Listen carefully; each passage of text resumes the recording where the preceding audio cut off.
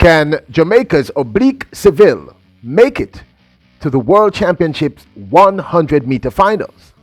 Welcome back to the channel, people. Welcome back to the channel. If this is your first time here, thank you for making it Peter Lloyd World. Now go ahead, please hit that subscribe button so we can continue to grow. When you do that, go ahead and hit the notification bell so you know when the next video drops, which is at least once a day here on Peter Lloyd World. Also, if you enjoy the content, please hit that like button.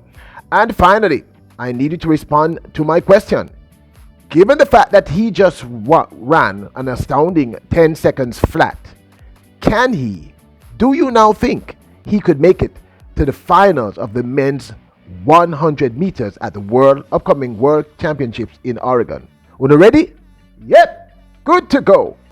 Now, approximately 1 month ago, we saw young Oblique Seville, the Olympian, at the John Woolmer in the heats over the 100 meters run this.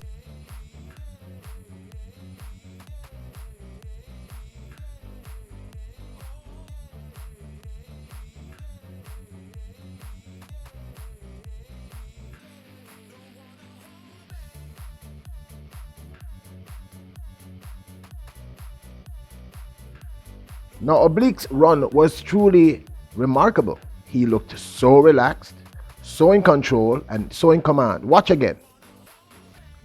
Explodes out of the blocks.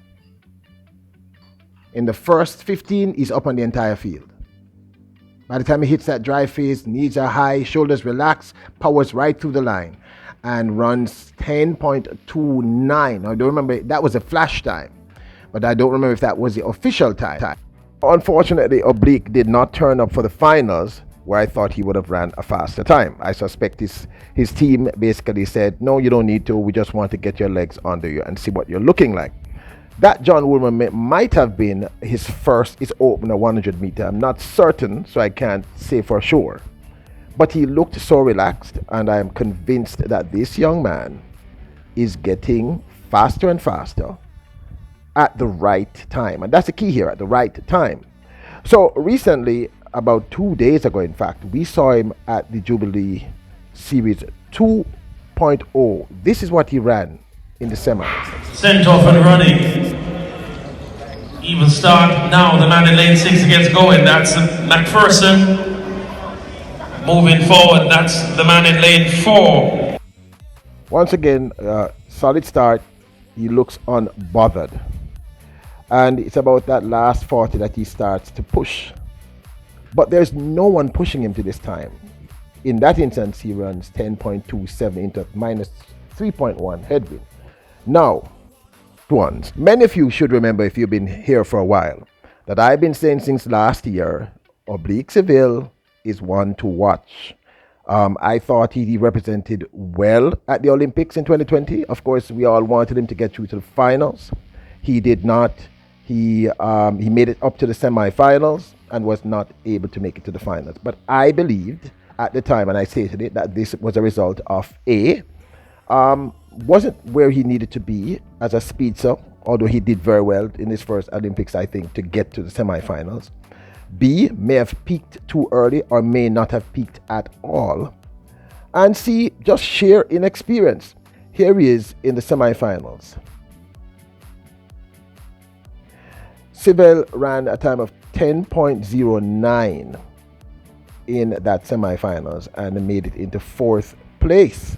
Now, I know that as Jamaicans, we're used to our athletes winning. But, you know, we keep forgetting that the house isn't built magically. It takes a while to build the house. And I kept saying it, go back to my older vlogs. You know, when many of you luminaries, my kings and queens, when many of you said that there's no hope for the men's team, I kept saying I see a lot of potential, but we have to be patient.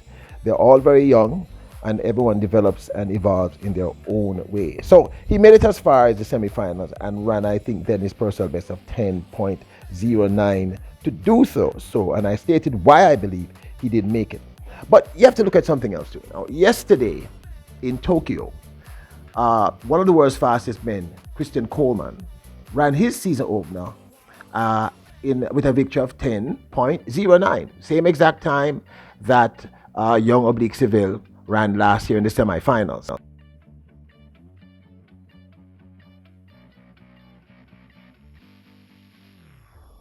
Again, this is a season opener for one of the top 2 or 3 male sprinters in the world, and he runs 10.09.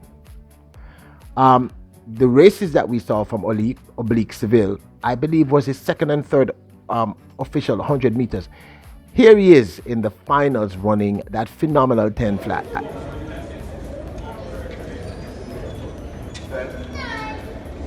Sent off and running, great start that for Dennis.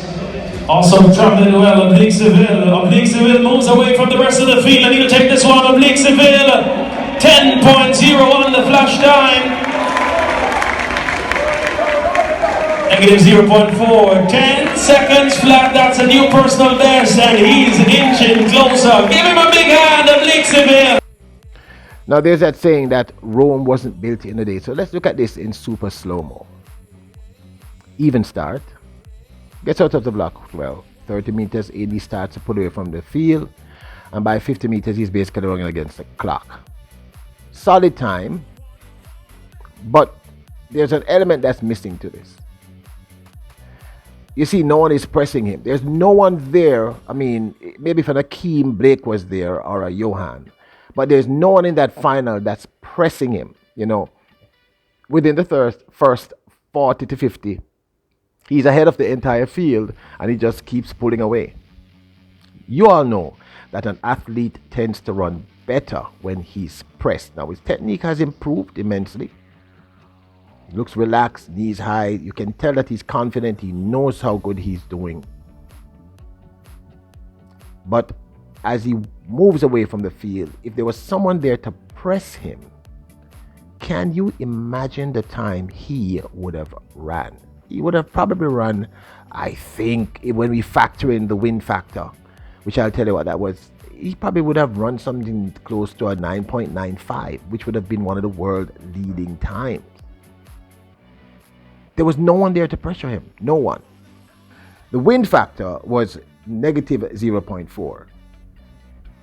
He could have ran a 9.95 had he been pressured. Had there been another athlete there to push him, because we see that with most athletes, once they're pushed, you get the best out of them. And if the wind was plus, he would have ran even faster.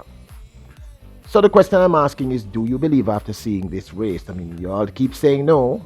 But I did do a recent survey on the channel, and 66% of you said you believe that he could make it to the finals of the men's 100 meters at the World Championships in Oregon later this year, of course, 2022.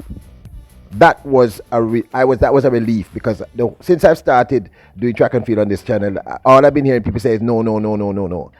It is evident to me that himself and one other young man can get this done. And dare I say, he seems to be peaking at the right time. Now, I did mention that there's another Jamaican, a young man by the name of Davonte Burnett, who recently ran 9.99, or is it 9.98? But I think that Oblique Seville will peak at the right time. He's not near his best. I can see him running at 9.8. The way I see him running, he can do that. So, in answering my own question, I am convinced that yes, Oblique Seville can make the finals of the World Championship. And given the fact that Christian Coleman yesterday ran 10.09 to win in Tokyo, yes, it means that this young man at 10 flat is in the mix. He's in the conversation, and we should take him seriously. For me now, the thing is peaking at the right time. So, don't forget to leave your comments, my brothers and sisters. Do you think Oblique Seville can make it to the finals of the World Championships this year in the 100 meters? My answer is yes. I want to know your thoughts. Don't forget to hit the do not forget to hit the subscribe button.